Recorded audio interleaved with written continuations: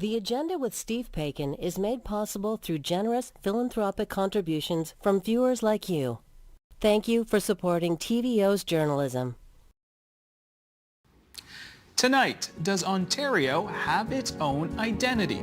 Then ahead of the Grey Cup, Steve Paikin speaks with Bob Young about what it's like to be the caretaker, not owner, of the Hamilton Tiger Cats.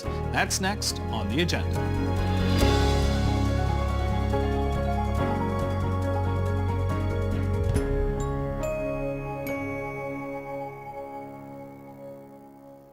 Almost every province has an identity. Whether you're an Albertan, a Quebecer, or a Newfoundlander, identifying with your province comes a lot easier for some.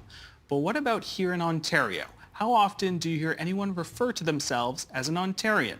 Joining us now to discuss whether there is such a thing as an Ontario identity, we welcome in Atikokan, Ontario, west of Thunder Bay, Gord Knowles, councillor for the town of Atikokan and the Director of Economic Development for Destination Northern Ontario.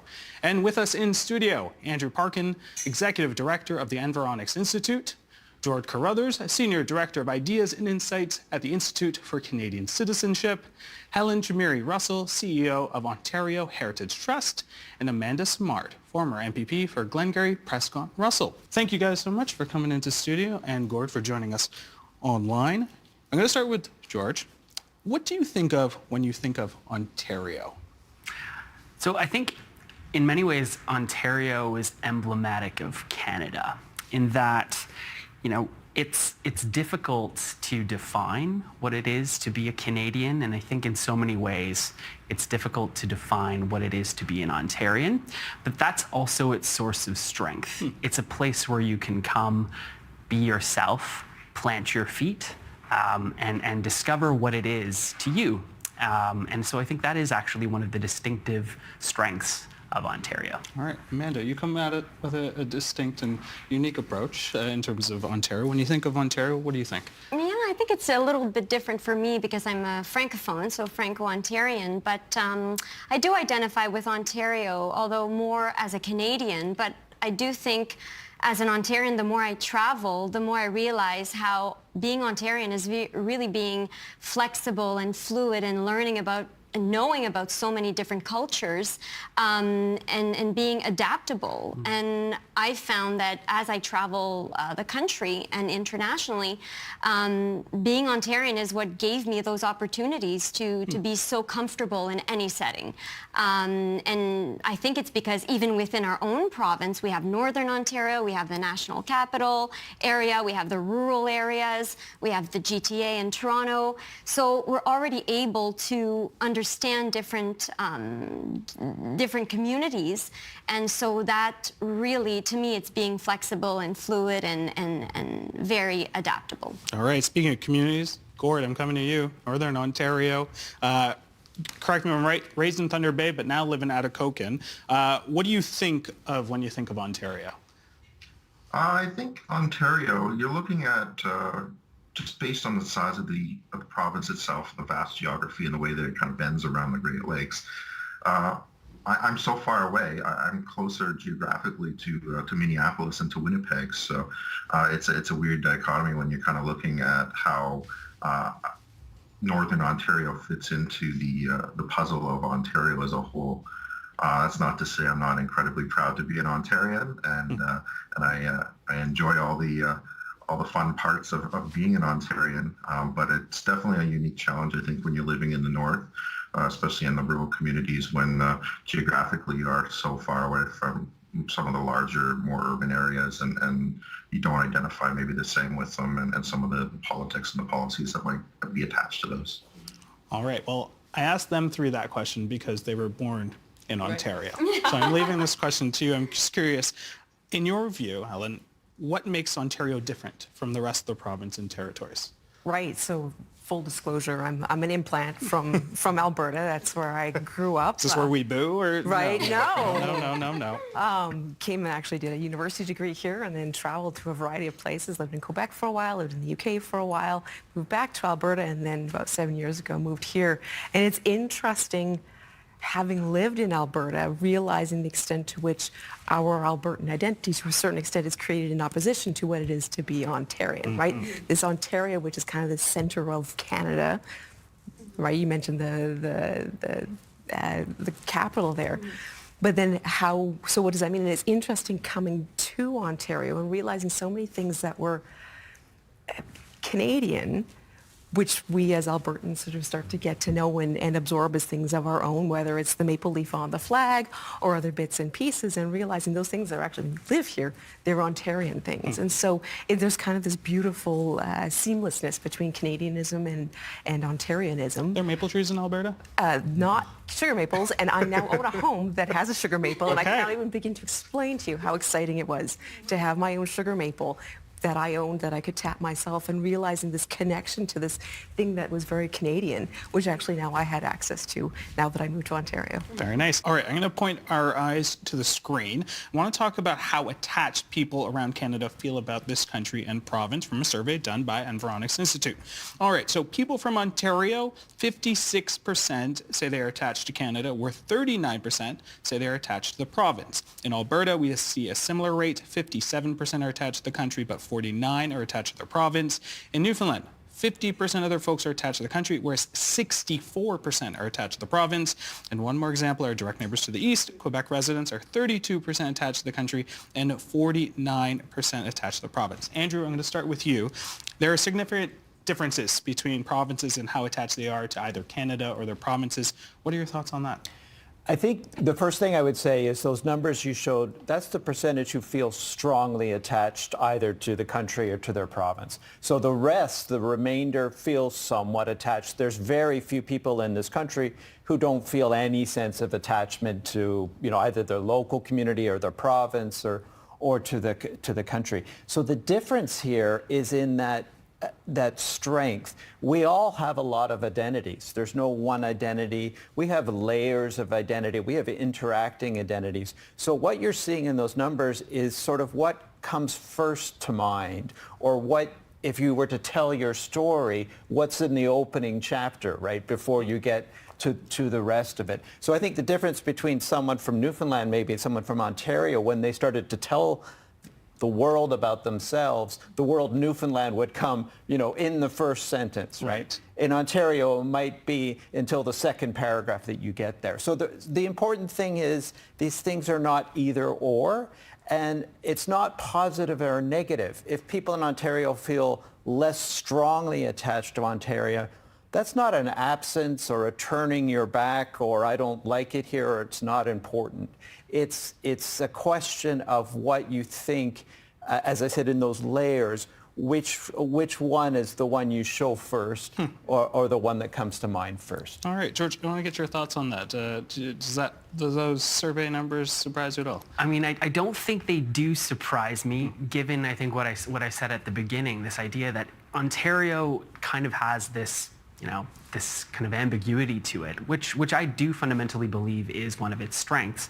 I think one of the points I would raise here is that Ontario, for so many people, is the landing province. It's where so many newcomers to Canada actually arrive first. And so that experience of finding your feet, figuring out what Canada is about, settling your family in, perhaps even building a family, for so many immigrants to Canada, Ontario is actually where those formative experiences take place.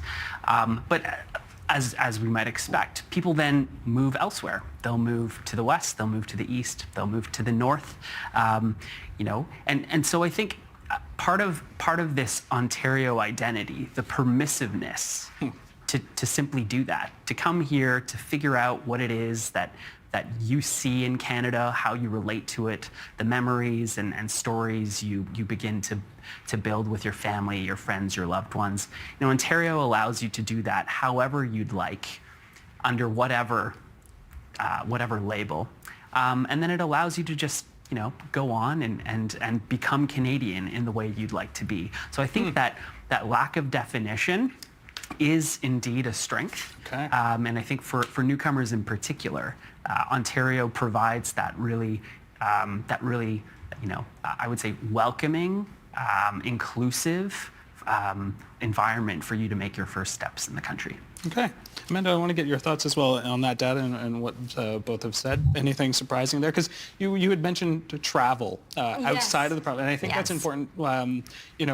I feel like for a lot of Ontarians, the first thing that they say when they're traveling is that they're from their city, another country. That province part gets a little missed in there. Yes, and I was just going to mention, because when we travel, nothing makes you feel more attached to your tribe than when you travel. And so people know, oh, you're Canadian, but as soon as they hear me speak French, they say, oh, you're from Quebec. And I say, no, I'm from Ontario. And then there's a history there and that I want to share. And so I think then I feel really strongly attached to my province because of that history and those roots. And as was mentioned, 400 years ago, the French came to Ontario. And so my family have always been in Ontario. So in my riding in Prescott Russell, my family arrived 200 years ago. And so it's not, oh, I'm from Quebec and I just switched. And there's this sense of that is my province. But first and foremost, I am Canadian. So I think we have overlapping identities as Ontarians because it's, I feel like there's so much history. We're central Canada. We're close to the nation's capital. We're close to Queen's Park. We're close to where the decisions are made. And I feel sometimes other provinces, the further out you go, there is that disconnect a little bit, and they want to create their own. And that's just normal. That's human. And so I find that really interesting. All right. Gord, I'll get your take on that as well. Yeah, it's interesting in the north. I think it's maybe a little bit different. We're more used to being a little bit different, a little contrarian maybe. I always like to say we're from the other side of the map when you flip it over. So we try, I would say we tend to say we're more, our identity is rooted in being a Northern Ontarian as opposed to being an Ontarian.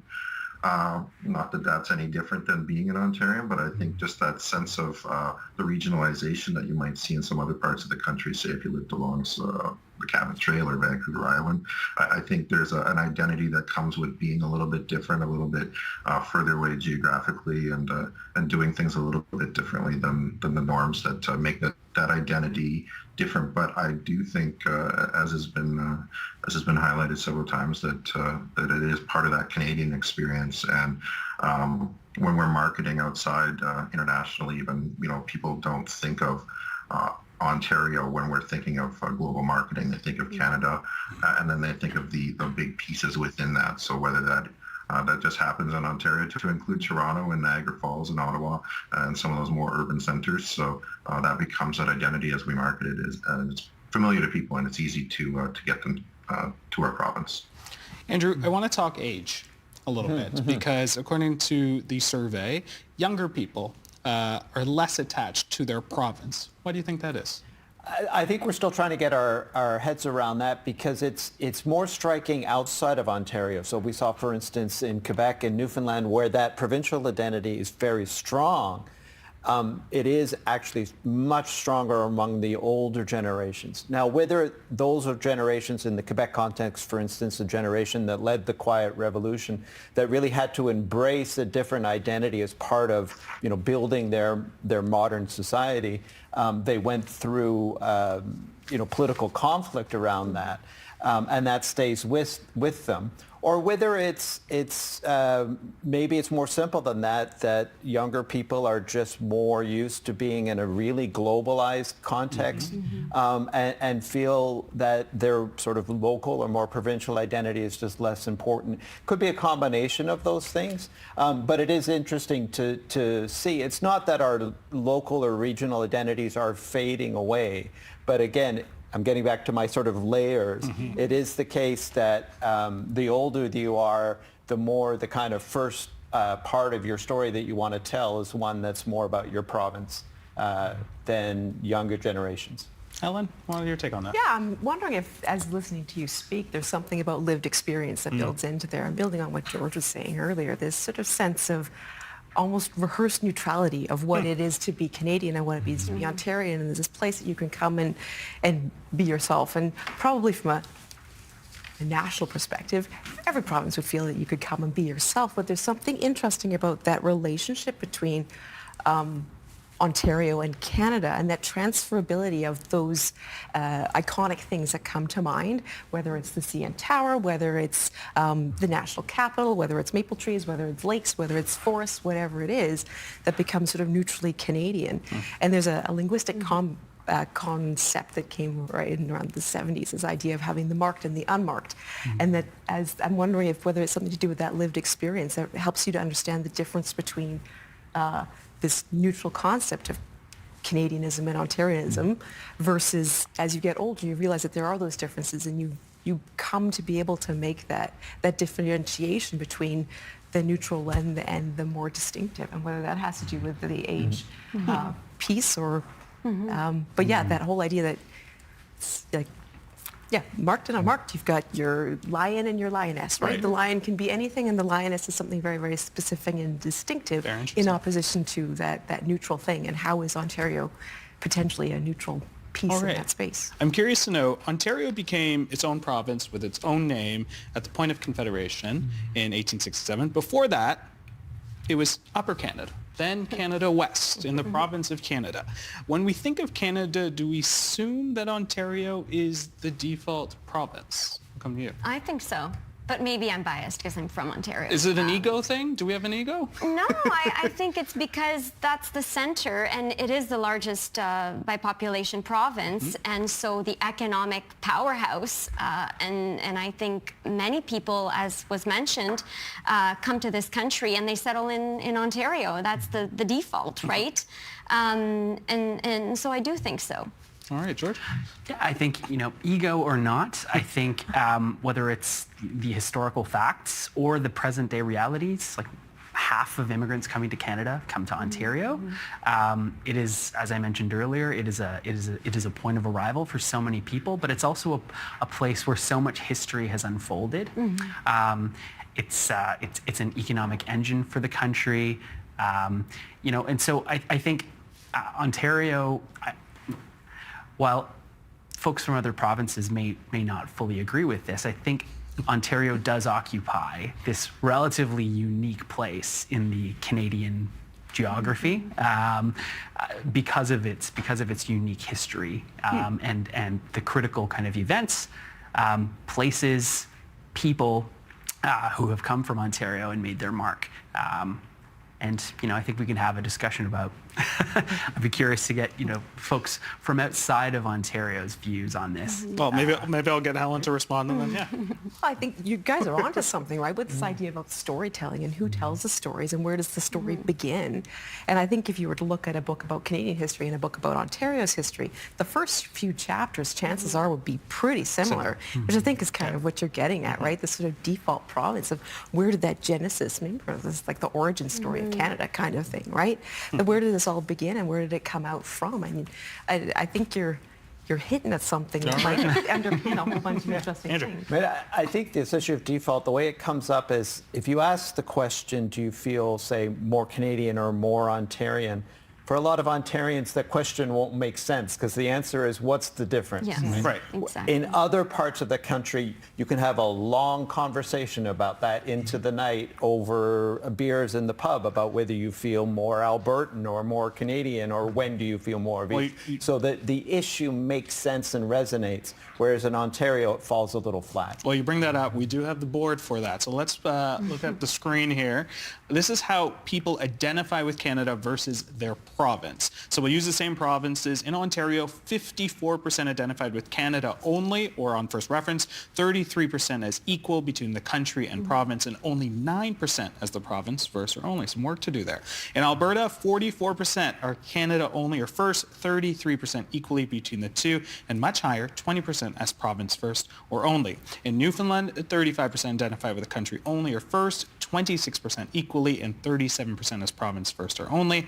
And Quebec with 26% who identify with Canada first or only, 18% as equal, and more than half, 53% who identify with province first or only. Andrew, I'll start with you again on this one. What can we conclude on how we identify ourselves compared with folks from other provinces? 9% is not great. No. It's not great, but I don't think it's necessarily a contest, and it doesn't have to be a contest because, again, for a lot of people, there's an overlap, right? There's a very few who are only one or more. But I think what it shows is in some of the places of the country outside of Ontario, that issue of which identity comes first can be mobilized politically. It's been part of, in some cases, it's part of the political conflict. In Quebec, political parties define themselves in some ways by which one of those identity cards they want to play first. And actually, we're seeing that now on the prairies in Saskatchewan and Alberta. If you want to look at what's the difference between the UCP supporters in Alberta and the NDP supporters, there's many differences on energy policy and healthcare policy. But if you actually ask that question that we just saw, they'd answer that one differently too. So again, I don't think it means that one way of seeing this is better than the others. I don't think it's a contest of identities. But I think in some cases that question of which one you feel like first is actually a live political debate. And in Ontarian, it's just not. All right. Well, I think it's only fair that I ask at least one of you. So, Gord, it's going to come to you. Would you consider yourself Ontarian? Yeah, I would consider myself Ontarian. I think it gets back to a lot of what's been discussed here. If I saw myself as an Ontarian only, that kind of jives against the fact that we have the national capital and the biggest city in the province and the country is here in Ontario. So it would be very difficult, I think, to separate ourselves from being a national identity just geographically based. So I would say I'm an Ontarian. I'm a proud Ontarian. I'm a proud Northern Ontarian.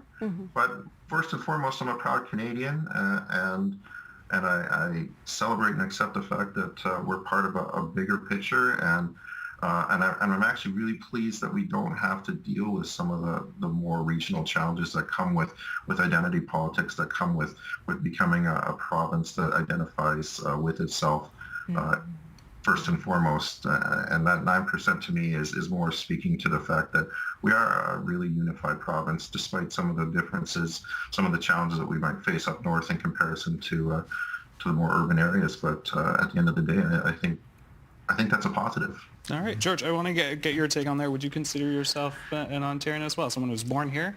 But yeah. Well, what Gord has just shared, I think, is actually really important. I'll also share that in my personal life, my family. I have a sister and brother-in-law who live in Thunder Bay, who spend a lot of time in the north. And Gord, I think I really appreciate your comments, and it's in particular your comment on how it is actually a positive thing that we are not struggling with this regional kind of identity politics. And notwithstanding the fact that, of course, folks who are living in rural parts of Ontario versus the north versus Toronto versus, the national capital may have their own sense of what it is to be an Ontarian. But I think the fact that this doesn't plague us, it doesn't actually become such a dominant narrative in our public discourse, it's not something we should take lightly. And that ability to be yourself, and that ability to be from Ontario, living in Ontario, saying that you're Canadian first and Ontarian second, without any ramification, I think is actually a really important thing to be able to live and breathe every day. Okay. All right, I want to change gears a little bit. A little more than 50 years ago, the government at the time put forth a few Ontario-branded institutions. We are in one right now, TVO Ontario, the Ontario Science Centre, and Ontario Place. Ontario Place was closed in 2012. It's set to reopen with a different approach. The building of the Ontario Science Centre is closed and moving to the waterfront. What do we think happens when we lose Ontario-specific cultural centres? With you first.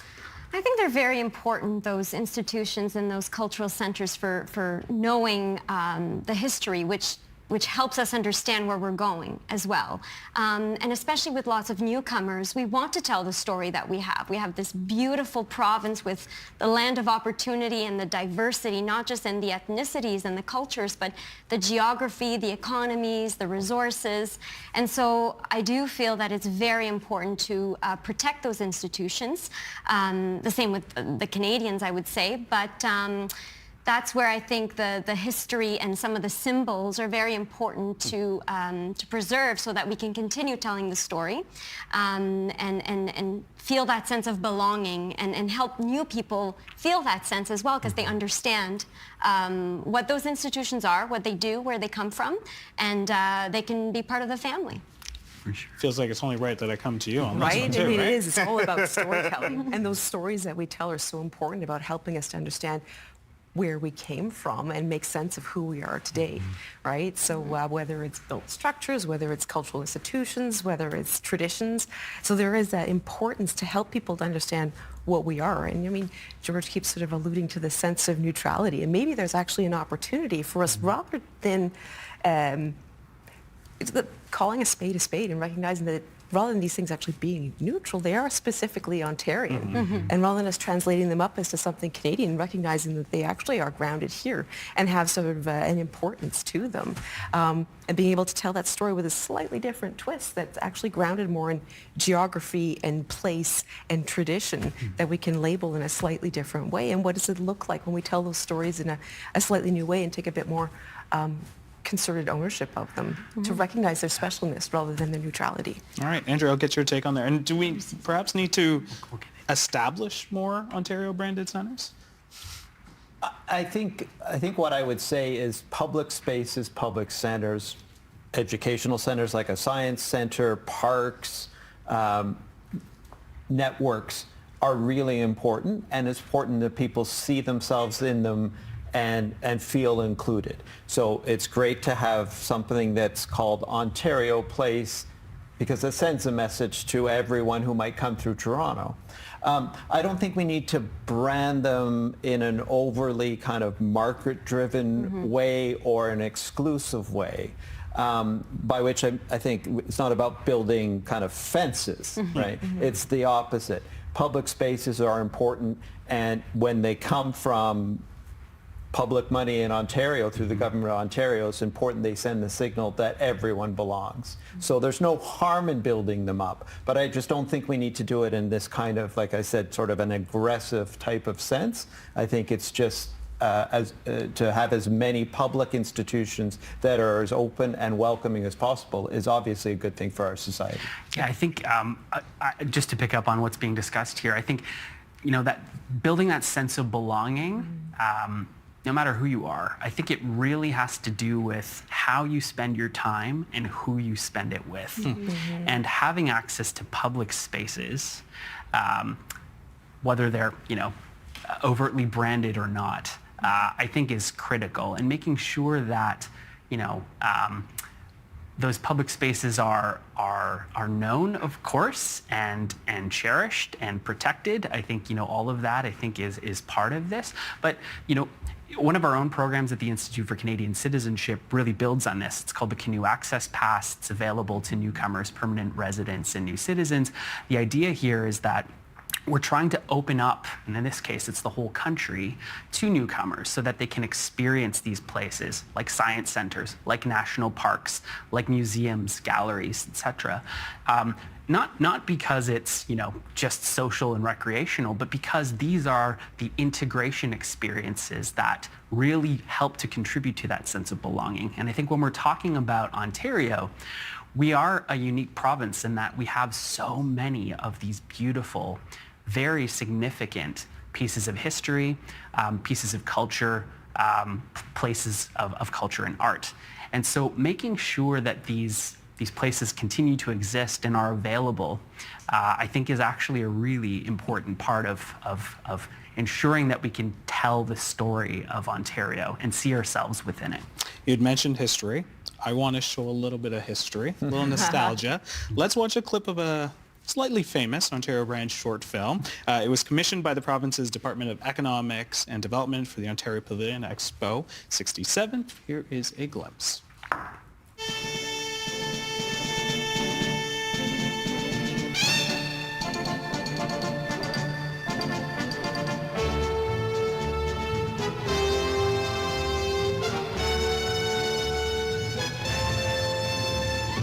Give us a place to stand and a place to grow and call this land Ontario.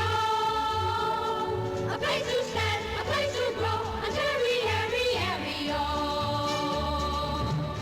just give you the feels. You know? It was lovely. So actually, that video goes on for 17 minutes. And a side note, that explosion, I'm coming to you, Gord, because that's all mining and all of that stuff, which we think about Northern Ontario. It starts off mining, goes on to logging, steel, glass, found in the snow and on the beach. And you know, what people don't expect or remember is that came out in 1967 for Canada and therefore Ontario's centennial year. I'm just curious, has anyone, Gord, did you grow up with that song? Does that give you some memories there? That is buried so deep in my mind, and now it'll probably be another 50 years before I can put it back down to the bottom. So, it's part. I think that's part of our identity. It's funny how things have changed since then, but at the same time, really not much has changed in that time. We're still driven by a lot of those same resources and industries, and that sense of community is still first and foremost in the way that we identify as Canadians as an Ontarian. It really hasn't changed that much. So some of the folks on the screen have changed, but at the end of the day, we're all still doing the same thing and trying to make the most of the land that we've been given. Just curious to the Ontarians, was that something that... Ontario. There we go. It's a very familiar, very, very familiar refrain for me. I think, you know, that video, and not to mention the video, but like the period in which it was produced is, I think for some of us, really the articulation of brand Canada, but also brand Ontario at its peak. And we think about so many Canadian, you know, design, specific design elements, songs, you know, visuals, and they really, really come out of this period in such a strong and compelling way. So I can hear the song now playing. It's going to be there for a while. When you leave the studio, you're just going to be looping that. I'll be walking home, and it's going to be playing in my head for a few days. But you know, I think the diversity that's shown in those images, in that video, I think are they're timeless. I think they are still very true today. Okay. And I want to ask you the same question, but I just want people to know, and I did not know this when doing research. So obviously that song in '67 became sort of the theme song, the unofficial theme song for Ontario. But that short film that we watched won an Academy Award in 1968. It was nominated for 2, one for short subject live action. So there's some lovely stuff there. Now it's been redone and updated as well as we know by other artists, especially for Ontario 150. Do we need more of this?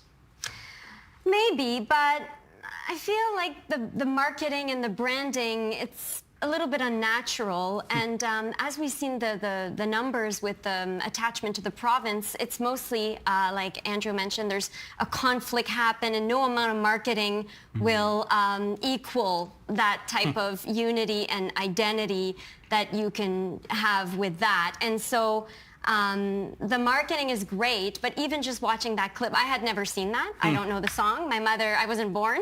I don't even think my mother was born. I'm born in '67, but she probably grew up with the song. But a lot of the images I've seen in that clip are also attributable to Quebec, like the lakes, the fishing, the logging, and all the stuff. And so I think it does show that it's not because it's so unique to Ontario. It's hard to find those distinct things.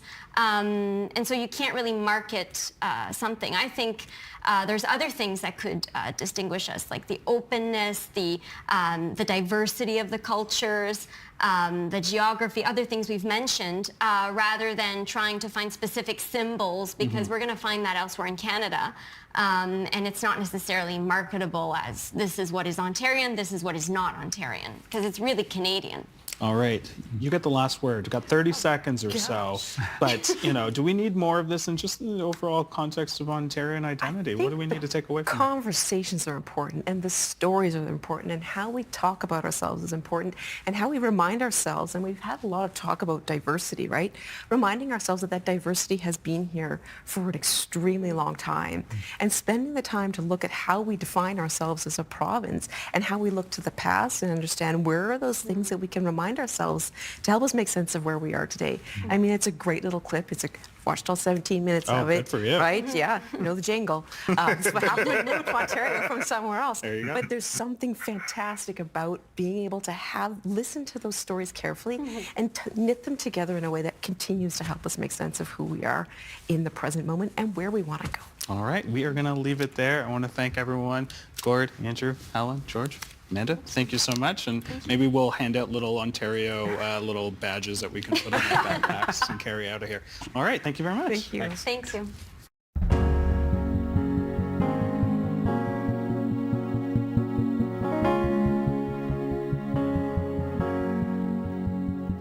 If you add up the number of professional sports franchises in North America, that's men's and women's pro hockey and basketball, baseball, soccer, the NFL, and the CFL, you'll find we have 180 teams.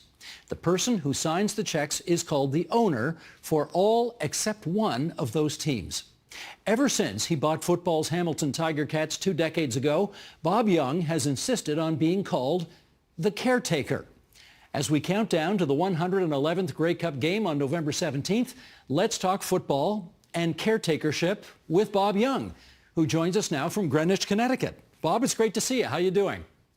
Steve, a pleasure to be on your show. I'm doing very well, thank you. Excellent. Well, let's start with the title. Why did you decide to forego the title of owner and decide to be called the caretaker?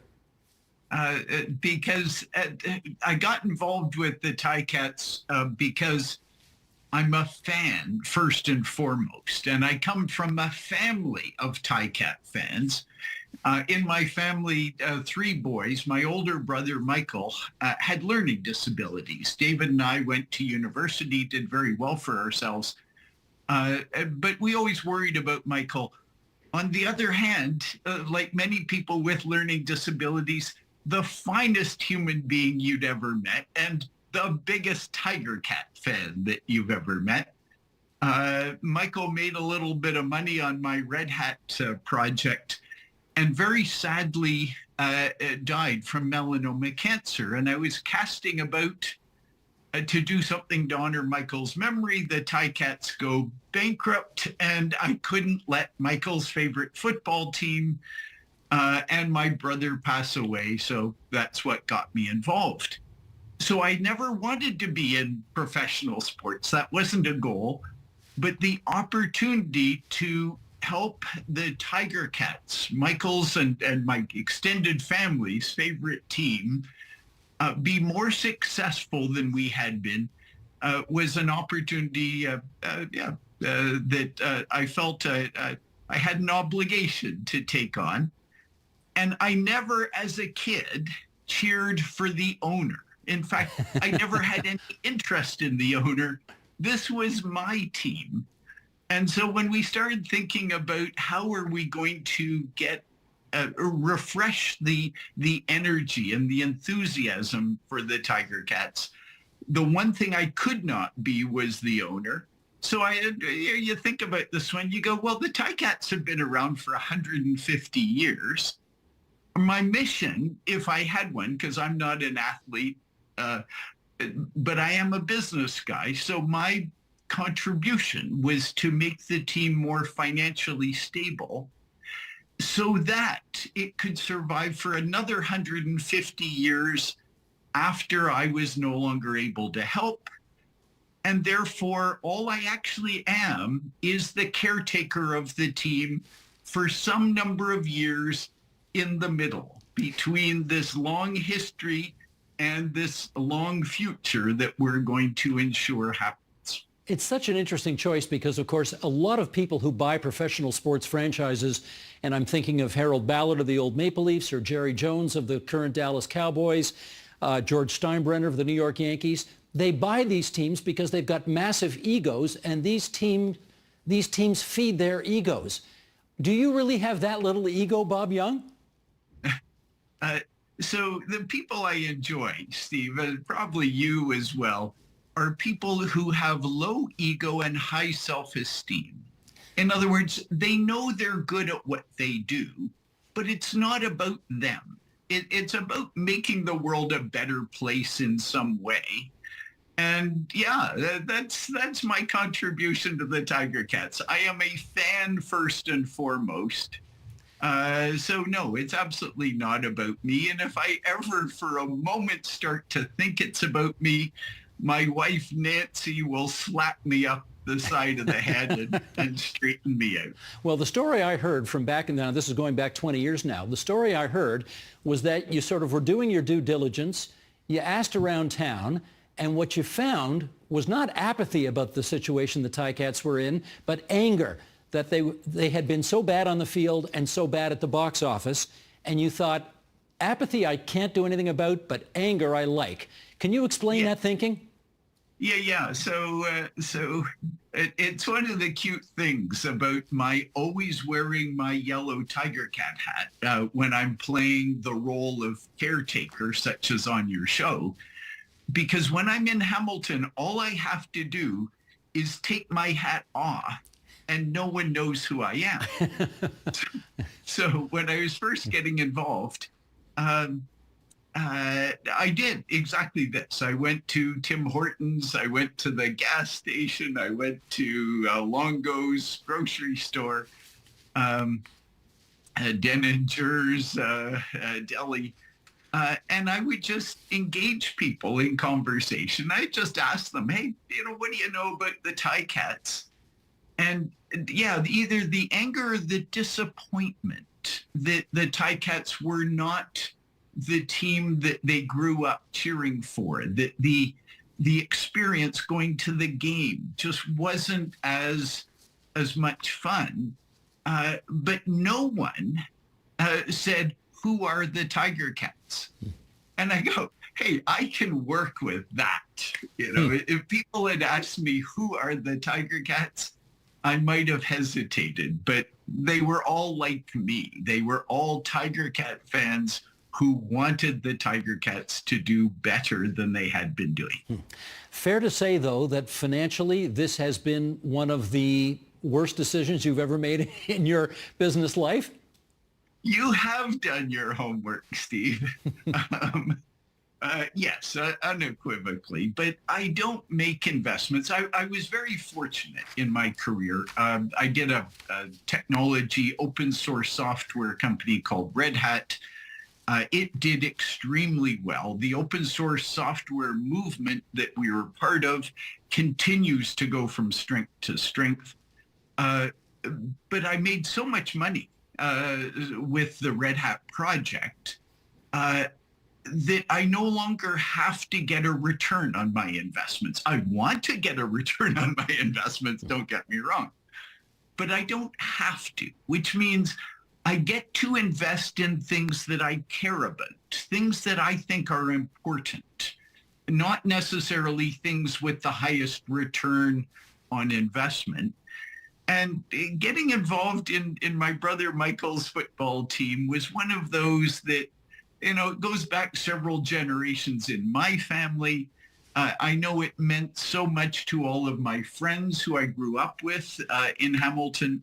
And it's just one of those projects that has been a great pleasure to me and my immediate family personally.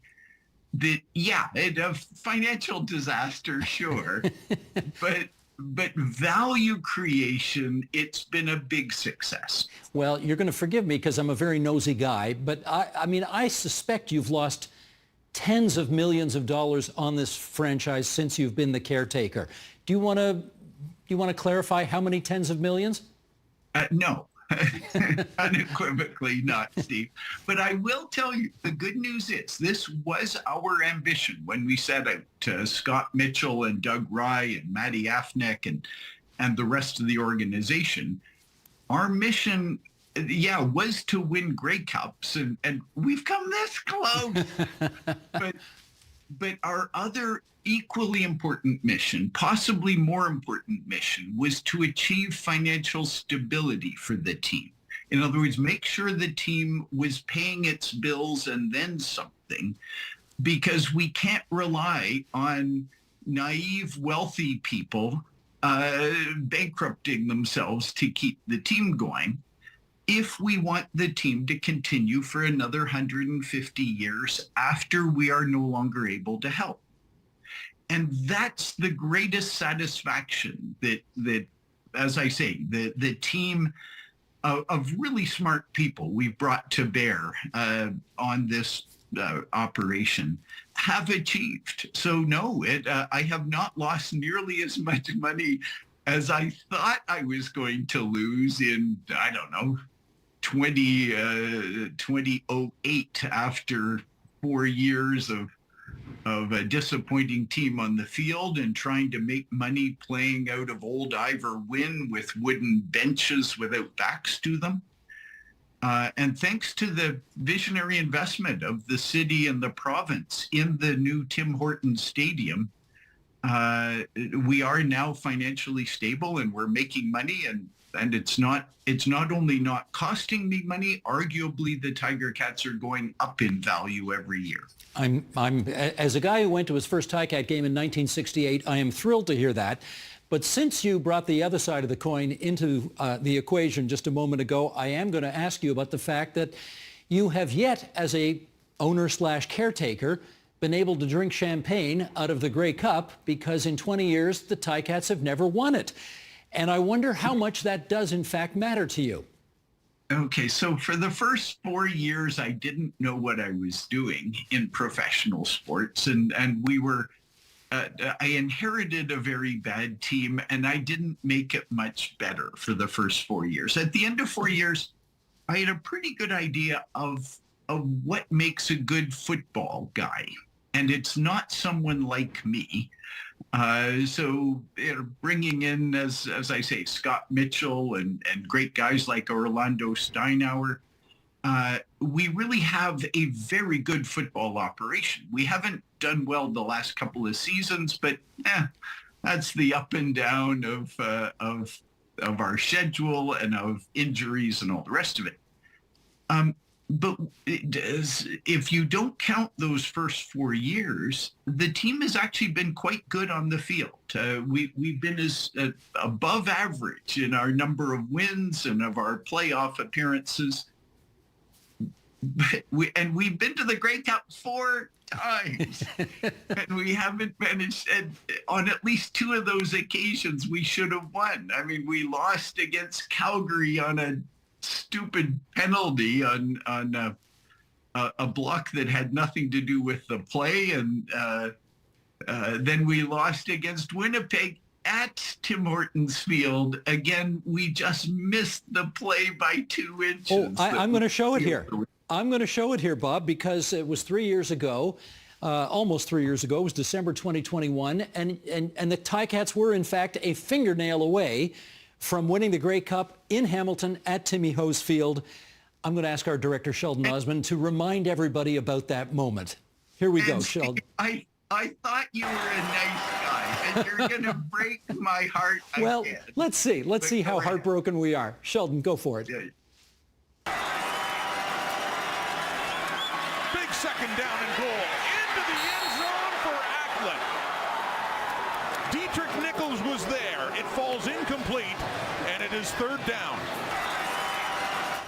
Now, not to be overly melodramatic here, but are you still haunted by that play? Because I know I am.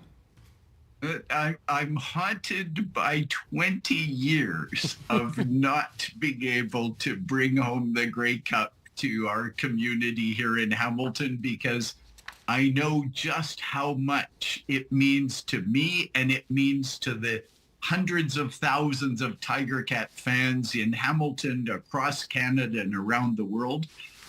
And so that's just one example. We had 4 shots at it, and we haven't pulled it out. But as an example, Steve, these are fluky things. You go to a championship game, someone's going to win. It's almost like flipping a coin. As you know, we've launched a professional soccer team, the Hamilton Forge. Yep. And in 6 years of the league's existence, we've been to the finals 6 times, and we've won 4 of them. And we're about to win the 5th this weekend in Calgary. So you just never know. It's professional sports at all levels requires both talent, execution, skill, and this magic luck or fate or whatever you want to call it. Well, that's what I was going to ask, because you've done everything that a good owner slash caretaker is supposed to do to put your team in a position to win, and yet, for the reasons we've discussed, it hasn't happened yet. So the question is, what have you done to tick off the football gods that they somehow just aren't smiling on you? Yeah, I don't know. Those gods are they're digging that knife in. But it's why we're so addicted to sports, and it's why we're so addicted to the Tiger Cats, and this community that rides the ups and downs with me is what makes it all worthwhile. I start getting caught up in my disappointment, and then I realize, no, I've got several 100,000 of my best buddies who are suffering along with me. So we can go out for a beer, we can tell the stories, we can remind each other of just how close we've been. And that's why professional sports are so addictive. Do you think about how much longer you would like to own the Tiger Cats for? So I don't own the Tiger Cats anymore. I am a major investor in the Tiger Cats. And that was done as part of this vision of building an organization that is going to survive any one of us. So this organization is no longer dependent on Bob Young or Scott Mitchell or Alan Kestenbaum and Stelco. This organization will go on into the future. And again, that is the thing I'm most proud of in this whole project is my mission as caretaker was to set up the team for success for the next 150 years. How long I'm involved for, Steve, you're going to have to get out your Ouija ball and you can tell me the answer to that one. I have no idea. Okay. I also want to know, since you and I are both from Hamilton, and I know I was raised properly to hate the Toronto Argonauts, and I wonder if you were as well. Oh, of course. But it goes beyond the Argonauts. As you know, Hamilton is this lovely but very blue-collar town. We let our work speak for ourselves. You know, Toronto is this damn white-collar place full of sales and marketing guys, and it's all about the glitz. Whereas in Hamilton, there are so many people like you and me, Steve, who have achieved great success by being disciplined and by building skills. And you run into these organizations who are world-beating organizations out of Hamilton that you and I don't know exist because the founder or the owners don't brag about their business. They go about making their customers more successful, whether those customers are in Hamilton, in Ontario, or somewhere around the world. And that's what I just enjoy about the culture that I grew up in and that I am very much part of. You know, it is who I am. I'm not a self-made guy any more than anyone else is. I've been blessed with great role models and growing up in a great community that has given me skills that have benefited me in many aspects of my life. Wonderful. Let me ask you one last question, and that is, very delighted to hear that the Tiger Cats are on much more solid financial footing now. I'm not sure that can be said about the rest of the league, and the CFL always seems to be sort of, run with, what's the expression, on a hope and a prayer. And I wonder if your involvement in the league has made it, as an entire league, more financially viable than before you got there. So I'm not going to take credit for that, although I suspect our success does have something to do with it. So because the Tiger Cats were successful, smart guys like Amar and British Columbia or PK in Montreal are attracted to owning teams who might have hesitated to own a team if the Tiger Cats were continuing to struggle from financial disaster to financial disaster. And so we've given the league a little bit of a model to follow as to how to make these teams successful. But more broadly, Steve, your observation is fair only historically. We're actually doing very well as a league right now. The ownership across the league has never been stronger. And our understanding of where we need to go to next. Randy Ambrosi, for the last 8 years, has done just a great job improving every element of our league. And he's left the league so much stronger. Randy just announced his retirement. As commissioner. This is our commissioner. He's left the league in much, much better shape than he found it in. And the next commissioner, if we find the right person, is going to have an opportunity to really turn this into a world-class league and sell our content competitively in the same way that, the NFL sells NFL games to Canadians despite not having any teams in Canada. There's no reason we shouldn't be selling our content as enthusiastically into the States as they do up here. Gotcha. Well, I want to thank you for being the caretaker of my favorite football team for the last 20 plus years. And what does one say at the end of an interview with the caretaker of the Tiger Cats but Oski wee wee? Thanks, Bob Young. Oski wawa, Steve. A great pleasure to talk to you today. Thanks so much.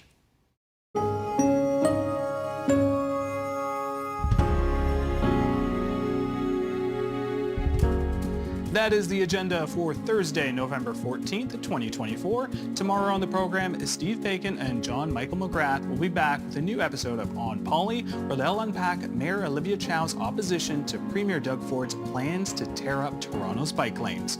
I'm Jay Jaganathan. Thanks for watching TVO, for joining us online at tvo.org, and Steve and John Michael will see you tomorrow. The Agenda with Steve Paikin is made possible through generous philanthropic contributions from viewers like you. Thank you for supporting TVO's journalism.